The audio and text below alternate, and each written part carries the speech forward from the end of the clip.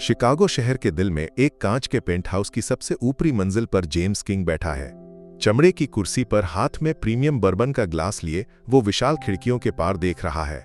बाहर शाम के समय शहर हजारों रोशनी से जगमगा रहा है, मानो एक जीवंत नक्शा रहस्यों और जिंदगियों से भरा हुआ। लेकिन जेम्स का ध्यान ना तो बर्बन पर है और ना ही शहर के नज़ारे पर, बल्कि उसके सामने के लैपटॉप स्क्रीन पर है। वहां इमारत के पिछले दरवाजे के कैमरे की फुटेज दिख रही है। रात 8:15 बजे एक लड़की एमिली बाहर निकलती है। एक साधारण सफाई कर्मचारी की वर्दी में ऊपर एक सामान्य जैकेट पहने वो जल्दी से पीछे मुड़कर देखती है और फिर तेजी से चली जाती है। एमिली हमेशा खामोश रहती थी, किसी से आंख मिलाकर बात नहीं करती, सिर झुकाए काम करती। लेकिन उसकी चाल में या भाव में कुछ ऐसा था जिसने जेम्स को बेचैन कर दिया। सालों तक लोगों की झूठ और धमकियों को पहचानने का अनुभव रखने वाले जेम्स को एमिली में कोई छिपा हुआ सच नजर आया। या फिर पहली बार उसने सोचा, क्या उसका आकलन गलत हो सकता है? कुछ भी जाहिर न करते हुए उसने अपने ड्राइवर को बुलाया और एमिली का सावधानी से पीछा करने को कहा। 20 मिनट बाद एक शानदार लिमोजिन गीली सड़कों से गुजरते हुए एक पुराने इलाके में पहुंची। वहां टूटी फूटी इमारतों के बीच एमिली चल रही थी। वो आत्मविश्वास के साथ किसी महत्वपूर्ण काम के लिए जल्दी में थी। जेम्स उसका पीछा करते हुए एक पुराने वेयरहाउस के पास पहुंचा। इमारत के चारों ओर घूमकर उसने एक छोटी खिड़की से झांका। वहां टूटी दीवारों वाले एक कमरे में एक पुरानी व्हीलचेयर पर 7 साल की एक लड़की बैठी थी। उसका चेहरा पीला और थका हुआ था। एमिली उसके पास घुटनों के बल बैठी थी, एक लोरी गुनगुनाते हुए, जैसे बच्ची और खुद को सांत्वना देने की कोशिश कर रही हो। जेम्स ने पहले भी एमिली के बारे में कुछ बातें नोटिस की थीं। वह कभी कभी सिक्योरिटी गार्ड या अन्य कर्मचारियों से उधार मांगती थी। अगले महीने लौटा दूंगी कहकर शर्मिंदगी के साथ वो पैसे लेती। कुछ दिनों में ऑफिस के कोने में जब कोई नहीं देखता वो अकेले बैठकर चुपके से रोती थी। ये जेम्स ने देखा था। उन आंसुओं, उस खामोशी ने उसके मन में एक टीस छोड़ दी थी। अब इस बच्ची को देखकर सब कुछ साफ हो गया। एमिली अपनी बेटी के लिए अपना सब कुछ देकर लड़ रही थी। उस पल जेम्स की जिंदगी बदल गई। उसका बिजनेस, पैसा, ताकत, सब कुछ अचानक खोखला लगने लगा।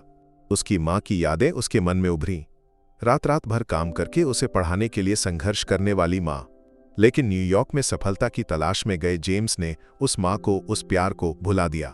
अब एमिली और उस बच्ची में उसे अपनी जिंदगी का खोया हुआ हिस्सा मिला। अगली सुबह पेंटहाउस में एक असामान्य खामोशी थी। जेम्स विंटर गार्डन की मेज पर बैठा था। सामने बिना हस्ताक्षर का एक हस्तलिखित नोट था। उसमें लिखा था, उस बच्ची का सेंट हेलेना क्लिनिक में इंतजार है, सब कुछ पहले से भुगतान किया जा चुका है। साथ में एक प्लास्टिक कार्ड और डॉक्टर की जानकारी थी। एमिली हमेशा की तरह ऑफिस पहुंची, खामोश और विनम्र। सामान्यतः उसे नजरअंदाज करने वाला सिक्योरिटी गार्ड पहली बार गुड मॉर्निंग बोला, जिसे उसने नोटिस नहीं किया। उसकी मेज पर एक लिफाफा रखा था। उसे पढ़कर वो फर्श पर बैठ गई। डर और उम्मीद से भरी एक कंपकंपी के साथ उसने नोट को फिर से पढ़ा। किसी ने कभी उसके लिए ऐसा कुछ नहीं किया था। उसे यकीन नहीं हो रहा था कि ये सब सच है।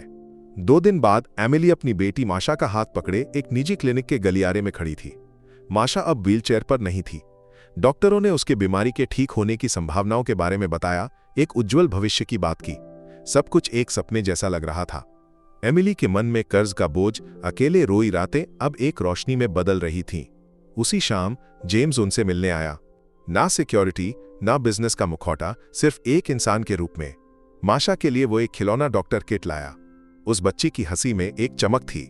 वो हंसी, जेम्स को लगा, उसकी जिंदगी के खोए हुए हिस्से को वापस लाई। माशा को बचाकर वो खुद को बचा रहा था। इसके बाद जेम्स अक्सर उनसे मिलने आया। माशा की छोटी छोटी कहानियां सुनी, उसके शरारती सवालों पर हंसा, किताबें लाया। एमिली के साथ उन्होंने एक दर्द से मुक्त भविष्य का सपना देखा। एक दिन माशा ने जेम्स को एक छोटा हस्तलिखित कार्ड दिया। उसमें लिखा था, तुम्हें बहुत बहुत धन्यवाद, तुम मेरे हीरो हो। वे शब्द जेम्स की आंखों को नम कर गए। वो अब सिर्फ एक बिजनेसमैन नहीं था, बल्कि प्यार करने और मदद करने वाला एक इंसान था।